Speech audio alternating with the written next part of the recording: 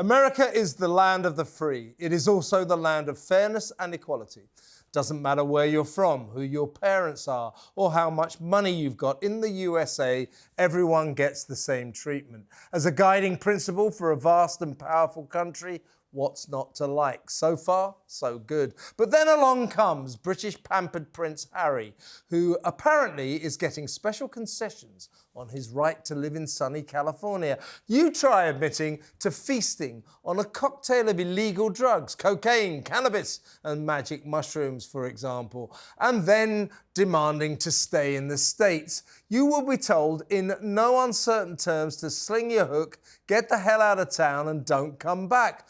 Unless it seems you're the deeply regal Duke of Sussex, proving that he knows more about what America should mean than ancient Joe Biden ever will. Donald Trump has vowed that if he becomes president again, which, let's face it, he probably will, he will not protect Harry. He's on his own, said Trump after storming to victory in the South Carolina primary. Like so many of us, Trump believes Harry has betrayed the Queen. So after he openly confessed to heavy drug consumption in his spiteful little ghost-written book, Spare, why is expulsion not happening to Harry? The answer, disappointingly, seems to be that the self-styled People's President Biden believes that some people are more important than others. Sleepy Joe's goons from the Department of Homeland have mysteriously gone into bat for the royal dope smoker, arguing that just because he wrote at length about his favourite narcotics of choice,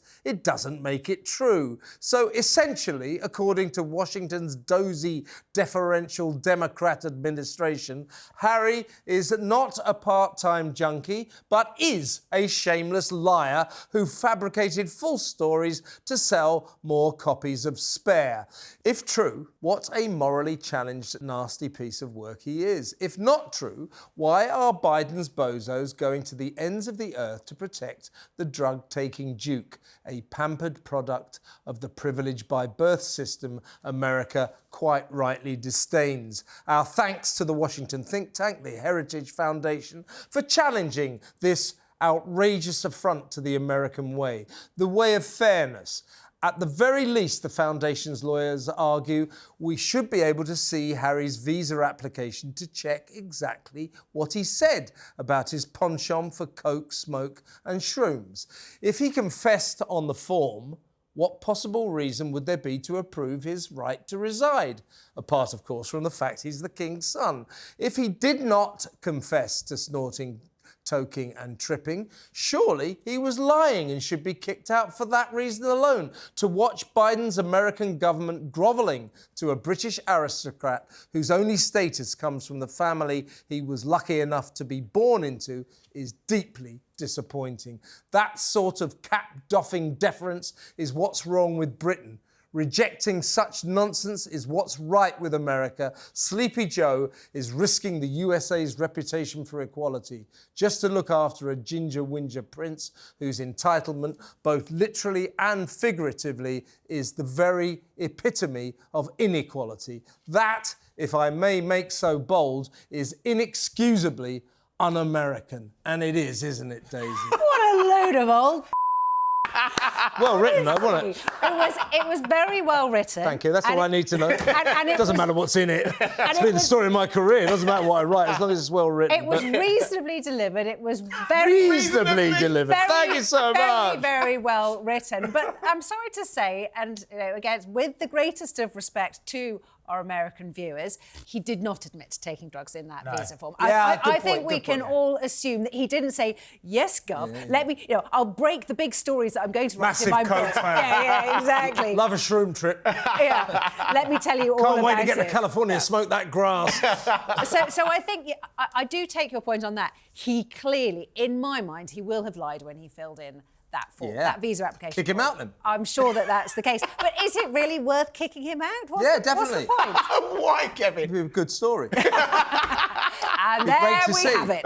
Well, I mean, Trump is saying if he gets in, and as I say, let's face it, he probably will. Yeah. If he becomes president, Harry's on his own. He's not going to protect. He said, "I'm not protecting him. He's on his own." Mm-hmm. The implication being that Trump will have him kicked out of California. Very funny. I guess Harry could just turn around and say, No, I lied about all those drugs I took in my book in Spare. I lied. I didn't do any drugs. Just said it to sell some copies. Well, that makes him a real piece of Yeah, the problem with that is he's already been accused of lying about lots of other stuff, which he's denied. Lying about there being racist in the royal family, lying about the fact that his children weren't going to be prince and princess, lying about whether Camilla really did kind of flog stories about him. So if he then says, oh, by the way, I lied about the drugs admissions, then everyone's going to say, well, then it's literally not worth the paper it's written on, so everything else is a lie. I mean, if you lie on your visa application form, then, it is treated as a very serious crime in America. Kevin, when you've gone to America, have you ever lied on your visa application form? Well, I had a long-standing visa, so I only had to fill one in. Did I lie on that form? I certainly did not, and I wouldn't disrespect America like that. So you've never, ever taken drugs in your life, Kevin? I certainly have not. I've not ever taken any drugs, and that is... Even in your misspent youth? And on Fleet Street? Anyway, that's not the point, is it? He's the Duke of Sussex, and Trump might throw him out, and that's because he's a dyed-in-the-wool little liar, isn't he? He can't... How do you tell when Prince Harry's lying? His lips move. Yeah. Look, if Trump gets into power, he ain't going to throw him out. It's all bluster. Trump will do nothing about it. Harry will carry on living there. It'd be good to see, though. It'd be great to see, but it won't happen. It won't happen. And if it does happen, Harry will just move back to Canada. Yeah. Look, America, kick that ginger whinger out of your country. But the reason I'm slightly reticent about that is he might come back here and we don't want him. OK, it is time for a bad ad. Last semester, Mike got all A's, but then he didn't do anything but study. Mike's not a bookworm, he's an average guy. But Mike had acne. He hated the way he looked. Then his doctor recommended he visit the advanced dermatology centers. Today, Mike has a new life. He's doing great things with it, and he's still getting super grades. For a free consultation with a specialist at the advanced dermatology centers, call 352-6900 for the office nearest you. I'm on the phone right now. I mean, he's got rid of his spots, but he's still got hair. Well, OK, I'm going to have to admit something here. Go on, then. I literally looked at that and thought they've got some old photos of me as a teenager. And I'm Which not one were talking you, the about girl or the boy? No, You look like the boy. I thought the boy was me. Did you used to have hair like that? That is exactly what my hair was like as a teenager. And I was like, where the hell have they got that from? I don't get what the studying has to do with it. Yeah. Make a big deal that he's so good at studying. He got straight A's last year, and he's still studying, but he's got acne. Yeah, that's right. What are the two links? He's a really brilliant student. The trouble is he's really spotty. So we think he's a Anyway, I'm off to get some of that product because my acne's really flaring up because I'm having to spend time with you, JJ.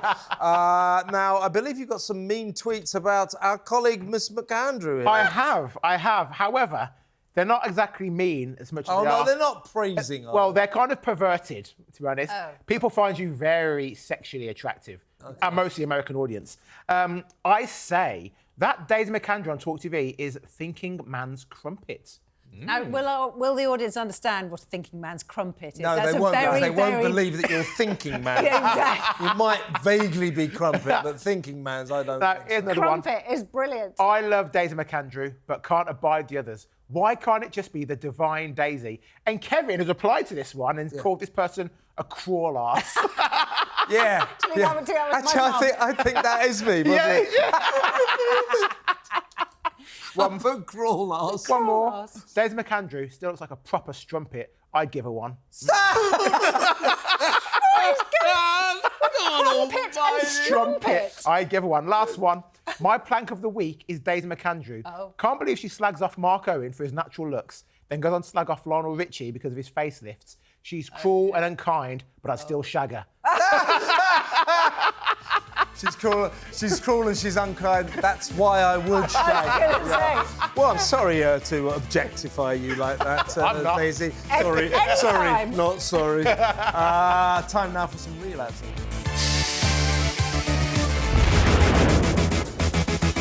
What just happened? So I've got my bicycle. I'm just waiting for my first order. Oh, wait a minute, I've got something here. Wow. I've got to go to a restaurant called Smashing Plates, and it looks like I'm going to get £8 for it. Do you know what? I'm warming to this idea. Here we go then. my first delivery. Well, here we are. I'm here to pick up my first order from this restaurant, Smashing Plates. Let's see how it goes. I've come to pick up my delivery. Yes, sir, your delivery is here. Thank you very much. Thank you. Thank you. I'll always remember you. You've got a starring role in my brand new career. Oh, God. Let's go.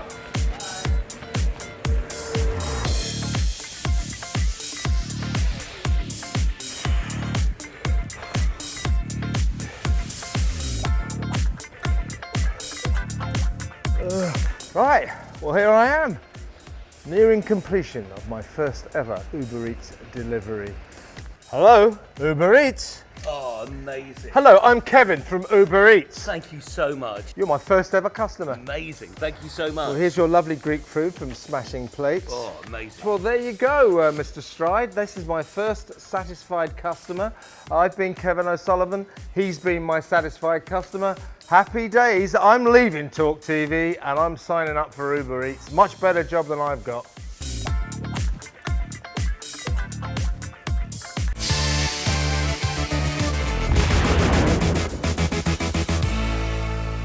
He's mad as hell. It's Kevin O'Sullivan. Oh, we're back. These two are still talking. I am still with Thinking Man's Crumpet, Daisy McAndrew, and Moron's Non-Crumpet, Gigi. Gigi, I prefer that name. Gigi Anisiobi. He's a horse. No, with JJ Anisiobi. That's your name, isn't it? He's a horse. I He's prefer a horse. Gigi. I said Gigi. Gigi. He's a horse. I thought my mind went somewhere. You're I know where your mind completely went. I know where your mind went. Yeah. Filthy McAndrew. No, I didn't check. I was going to say something. No. Who are they? These weirdos who suddenly decide that classic children's movie Mary Poppins is not suitable for children. Who are they? These oddballs who see James Bond and Willy Wonka as cultural enemies of the people. Who are they? These nutjobs who order the cops' guns to be edited out of E.T. Who are they? These literary vandals who change the wonderful work of the brilliant kids author Roald Dahl. Now forbidden, apparently, are the allegedly shocking words fat, crazy, ugly, and black. Have you ever heard anything so ridiculous in your life? If you can't say black, how do you describe an object that is, I don't know, black? This intelligence-insulting, illiberal claptrap is more than asinine censorship of language. It is the annihilation of common sense by woke morons on a mad mission to make the world more and more miserable. The kind of furrow-browed fools who believe we're all so profoundly stupid we need a trigger warning for Gone with the Wind, because breaking news, it includes descriptions of 19th century slavery in America's Deep South. We're grown-ups. I think we can handle the facts of history. And now the pathetic thought police blob mob have set their sinister sights on a firm film favourite that it must have been damn hard to find fault with. But they did it. What a credit to their diligent offence archaeology. Well done, everyone. Mary Poppins, formerly a timeless symbol of motion pictures at their most magically innocent, is no longer, we're told, appropriate for youngsters. Its rating has risen from U to PG because of, drumroll, it's racist. After poring through every nanosecond of Julie Andrews and Dick Van Dyke singing dangerously provocative songs like A Spoonful of Sugar and the seriously seditious supercalifragilisticexpialidocious, Eureka! They discovered a scene in which crazy, that banned word again, crazy old Admiral Bloom yells about fighting the Hottentots. This was a derogatory term used by Brits to deride nomadic tribes in southern Africa. In the early 20th century, Londoners referred to soot-faced chimney sweeps as Hottentots. Probably not the sort of nickname that would prosper today, but we're talking about 1910. That's 114 years ago. Those were different times. We get that. And don't need dim little officious bureaucrats bureaucrats to shield us from the realities of the past. We're adults, for God's sake. Meanwhile, it's been 70 years since Mary Poppins hit the cinemas and went on to deservedly win 5 Oscars. After 7 long decades, the Offence Brigade ludicrously announced that the fantasy tale of a nanny on a broomstick is an affront to common decency. While Mary Poppins has a historical context, conceded the balmy British Board of Film Classification, the use of discriminatory language is not condemned and ultimately exceeds our guidelines for acceptable language. What preposterous, patronising piffle. The deranged 2-bit tyrants behind all of this nonsense are infantilising us, telling us what books we can and cannot read, what TV shows we should no longer enjoy, what timelessly popular films must now be consigned to the scrap heap. Balls! Ignore these awful, soulless Philistines and their relentless bids to forbid. We don't need them. No one asked them to do their woeful work. We have to tell them where to get off. First up in the fight back, a huge open-air screening of Mary Poppins, complete with Hottentots. Children of all ages are welcome. You coming along to that, JJ? Absolutely not. I don't want to hang out with you outside of work. No, thanks. Yeah, well, if you went without me. Well, is she coming? Crumpet? Yeah, no, she's going with me. Bring the crumpet along. I'm dressed as I'm Mary thinking, Poppins. man, she's my crumpet. Yeah. I don't think this is that crazy. Only because, hear me out, Mary Poppins is a universal. Throws things. It's a universal. Pass me those rotten vegetables. I want to chuck them at this idiot, yeah. But to go up to a PG, the word Hottentots, Daisy will explain more about that meaning because she knows much about it. I know than what do. Hottentot means. Well, I'll have Daisy explain it to you. No, she doesn't need to. Yeah, I think she does. I know exactly what it means. So it is a racist term. So that word alone can make In it a PG. 1910. Yeah, but so what? Mentioned twice. So what? It's Yeah, mentioned at all. But but how did generations of children manage to survive since 1964 when the film came out without the trigger warning, without because the society has advanced. This is Society has advanced. this is We have moved on. We have this moved is what's on. wrong with modern Britain. No, it's not. Stop it. This is different. Sensitive, soppy. This is different. Don't be so ridiculous. Just like when they had Daisy, Robin Hood. shut up. What do you think? I think the word Hottentots is offensive. It clearly was. It was, in the sort of 17th and 18th century. When's the last time you used it before this conversation? So what? So what? I wouldn't use it because it's offensive. That's the point. There you go. Because Boom. it's meant Boom. to. He is pointing at chimney sweeps with black faces and saying they're barbarians, they're Hottentots. That's the point of the thing. So now he is a crazy admiral who's meant to have lost who's meant to have lost his marbles. Yes, And, he's the next door neighbour of the Bankses. Isn't he's he? the next door neighbour, so he's not a character we're meant to look up to. But it is an offensive word. However, I don't really see the point of raising it from a U to a PG. So that's from Universal that everyone can watch, and PG parental guidance. So we meant, as parents, we're meant to be waiting and then stop the film. Right, darling, I'm now going to explain to you what a Hottentot is and why it's a word you mustn't use. Well, I guess so, yeah. And what's wrong with that? So, ridiculous Peter Pan, remember that one? Oh, that that little Peter Pan. That got updated from a Universal to a PG because of all the sexism, misogyny and racism in the film and the violence. What the real crime was that Dick Van Dyke's Cockney accent? Yes, yeah. Oh, my name, my Mary Poppins. Hey, Dick Van Dyke is a good American. Don't you dare besmirch him. He is a and good our American audience love Dick Van Dyke. He's a great American and still alive, and I'm a great respecter of Dick Van Dyke. But What a showman! But that Cockney accent, even Americans accept that was a crime. The accent was right. I thought you were about to have a go at all the feminist suffragettes do all them they were marching. fucking annoying though, weren't they? Oh, those fuckers. Yeah. I mean, giving the women vote. In retrospect, was it a good idea? I think the jury's out. The jury's out. It really is. I mean, to be serious for just 1 second. 1 second. This is what just happened. We don't be serious very often here. But to be serious, I get your point. I mean, Hottentot was, I don't want to get too serious about it, but it was a racist term. I get it. But what I don't understand is after 70 years, some little down the board of film censorship goes, oh, look, I found this word. Who does it? Who goes through these books? Who goes through these books? Who goes through these films? Yeah. These offence archaeologists. Who are they? And why don't they Go on, I Daisy. suppose it could have been worse if they had said we just want to dub the word out or change the word for a different word or, sort of mute it.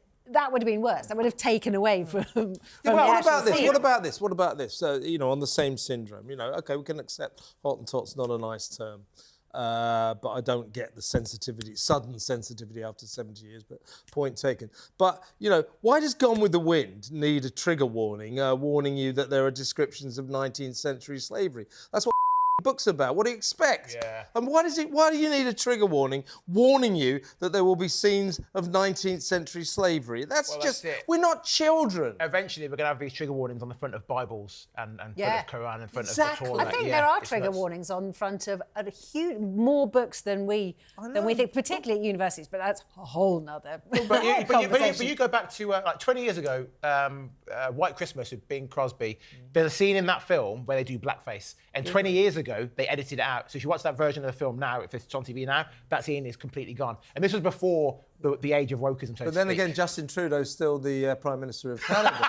And he's always got blackface. He loves it. He loves a bit of blackface. He is a standing testament to the power of blackface. Well done, Justin. Hope you get voted out, you. Yeah, and on that bizarre bombshell, I do believe it's time for a bad ad. Get the touch of a healthy look in shimmery hair.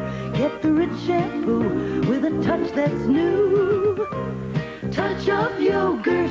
Get the touch. Now, Clairol's put yogurt with natural organic protein into new shimmery, shiny Touch of Yogurt shampoo. So rich it makes your hair shimmer and shine and feel like silk. Clean, healthy, touchable silk. Touch of yogurt. Get the touch. What other desserts and puddings do you think you can put all over your hair? Custard. Custard.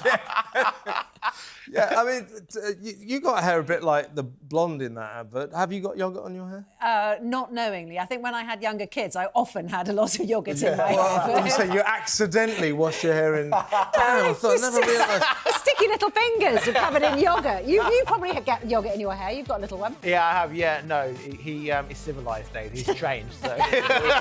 not like his dad then. Not a chip off the old block. No, and it sounds even weirder as yogurt. Well, that's all we've got time for. I'd like to say thank you to my panel, at least half of it. Thank you very much, Daisy McAndrew. And if you get through security again next week, it's going to be hell to play. JJ Anisiobi. Thanks very much for watching. We'll be back same time, same place, right here on talkTV. This has been me, Kevin O'Sullivan. Bye. What just happened?